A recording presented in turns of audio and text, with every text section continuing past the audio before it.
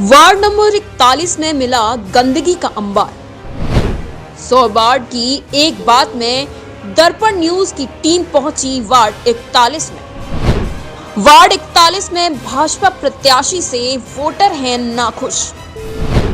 पानी से लेकर साफ सफाई और बिजली तक कोई व्यवस्था नहीं। नए नेता निकल रहे हैं और पैर भी छू रहे हैं, मगर पार्षद बनने के बाद काम कराने के लिए हमें पैर छूने पड़ते हैं, ये कहना है क्षेत्रवासियों का।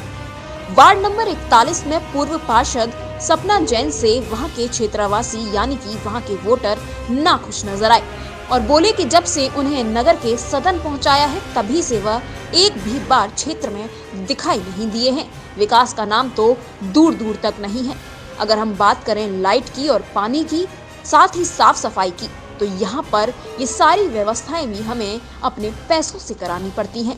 नालियां साफ नहीं होती हैं। क्षेत्र के सपा के प्रत्याशी दावेदार से जब बात हुई तो उन्होंने कहा कि जनता एक बार भरोसा जताए, हम उस पर खरा उतरेंगे और जो विकास के कार्य नहीं हुए हैं उसे भी हम पूर्ण कराएंगे।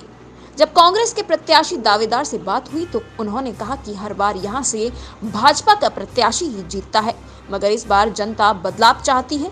वहां के लोगों ने बताया कि 5 साल पर यहाँ पार्षद नजर नहीं आए।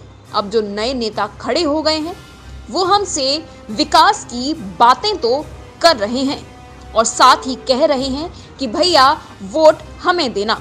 अब देखना ये होगा कि वार्ड 41 से क्या नतीजे सामने आते हैं। देखते रहिए प्रातः दर्पण न्यूज का खास कार्यक्रम 100 वार्ड की एक बात। प्रातः दर्पण न्यूज की चुनावी यात्रा 100 वार्ड की एक बात को लेकर हम वार्ड नंबर 40 में पहुंच चुके हैं। प्रातः दर्पण न्यूज की टीम चुनावी यात्रा को लेकर 100 वार्ड की एक बात को लेकर वार्ड नंबर 41 में पहुंच चुके हैं। हम आपको बता दें क्षेत्र रकाबगंज में हम मौजूद हैं। यहाँ पर सपा प्रत्याशी हमारे पीछे मौजूद हैं, सपा प्रत्याशी के दावेदार मौजूद हैं, तो हम उन्हीं से बात कर लेते हैं क्षेत्र की समस्या को लेकर।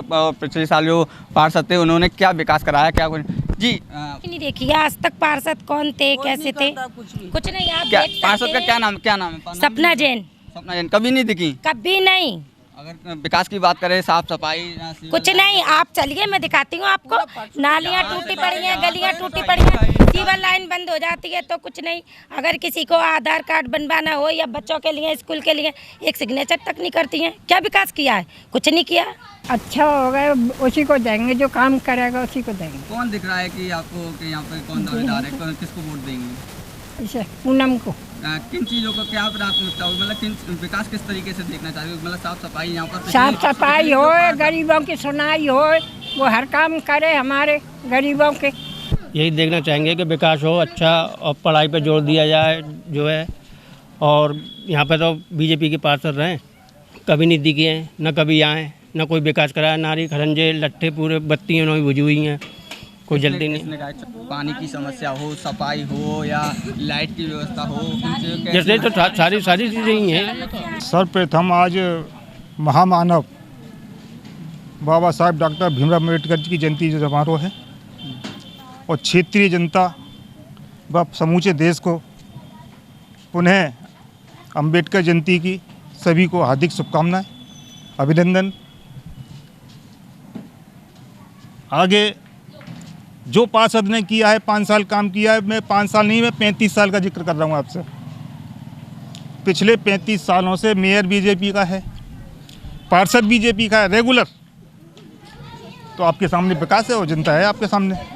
जिस तरीके से कांग्रेस प्रत्याशी के दावेदार ने बताया कि जब से आगरा नगर निगम के अस्तित्व में आया तभी से भारतीय जनता पार्टी का मेयर रहा है और पार्षद भी यहाँ के वही रहे हैं। लगातार कोई विकास नहीं हुआ है, जिन्हें लेकर उन्होंने बताया। तो लगातार बात चल रही है, सपा प्रत्याशी आपके विपक्ष में खड़े हैं, तो क्या लगता है कि किस तरीके से मैं तो क्षेत्रीय जनता से यही अनुरोध करूँगा,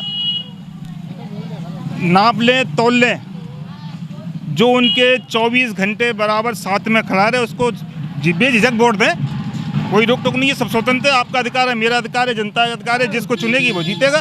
पहली प्राथमिकता क्या होगी, किन चीज़ों को लेकर होगी? साफ सफाई को ले लें या जनता किस तरीके से साथ देगी? क्या मुद्दा रहेगा? पहला नगर निगम का सफाई कार्य, नाली खरंजे, एक मोहल्ला क्लिनिक भी होना चाहिए।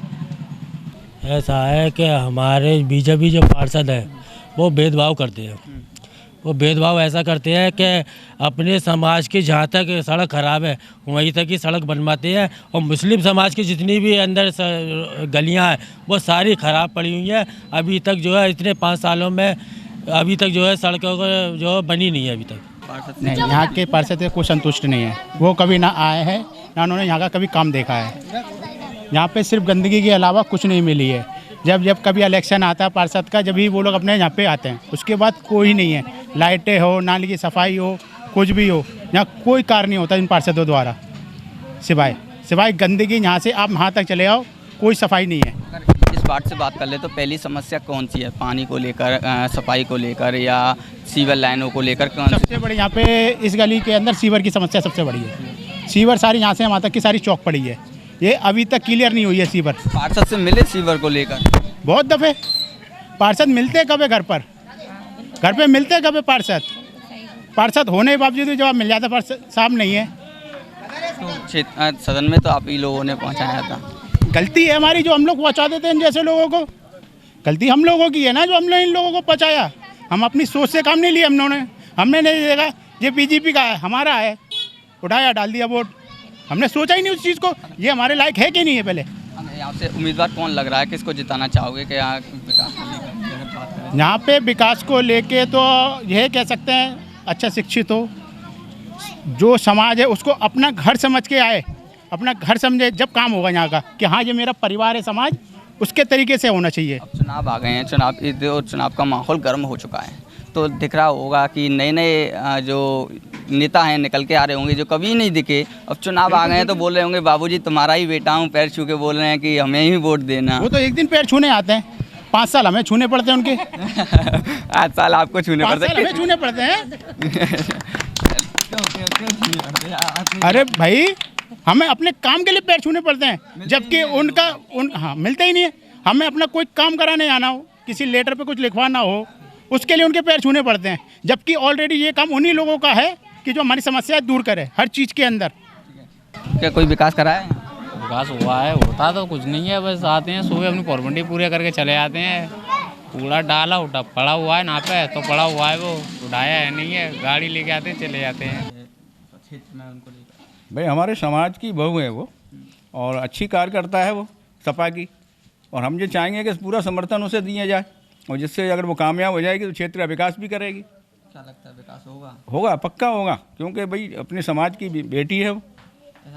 और पिछले जो दावेदार हैं, जो हमारी सपना जैन थी, प्रवीण जैन की मिसेज, उन्होंने भी अच्छा काम किया था, क्योंकि हमने उनसे पहले ही बोल दिया था जो काम करेगा उसको वोट दिया जाएगा।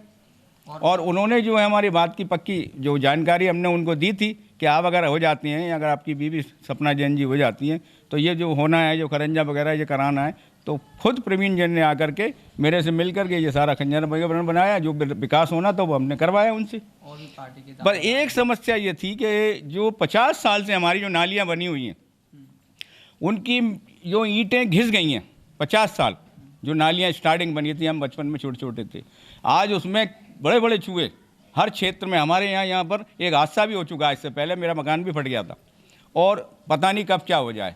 उसके लिए मैंने उनसे कहा भी था, सपना जैन जी के पति से, प्रवीण जैन जी से, मैंने कहा भाई इस नालियों को सुधरवाओ, क्योंकि वाल्मीकि समाज है भाई, और गरीब आदमी है, अगर कुछ हो गया किसी का घर कैसे तैसे जोड़ करके वो मकान बनवाता है, कुछ हादसा हो गया तो क्या होगा। और भी पार्टी के दावेदार हैं, कैसा चुनाव लग रहा है? अगर हम जाति समीकरण की बात करें तो क्या लगता है? जाति समीकरण का तो वोट रह ही गया है। आप जानते हैं कि जो भी इलेक्शन होता है वो जाति समीकरण से ही होता है ना। और जाति समीकरण में हर आदमी जाति को समर्थन करता है। ऐसा है ना कि बड़े बड़े विकास की बातें करता है आदमी मीडिया के सामने या चुनाव से पहले जी, मगर जब चुनाव होता है तो जाति समीकरण में सिमट के रह जाता है। ये तो खैर आप सही कह रहे हैं कि जाति समीकरण में सिमट के रह जाता है, लेकिन आपको मतलब जाति समीकरण की बात पे करें तो किस वोट अधिक है यहाँ पर? जाति समीकरण में तो बहुत ज़्यादातर आप जानते हैं क्षेत्र से जो हमारा वार्ड है 40 नंबर, उसमें जैन समाज बहुत है, जैन समाज है ना, और जैन समाज A to Z बीजेपी का है, और इसीलिए पहले बीजेपी का है ना।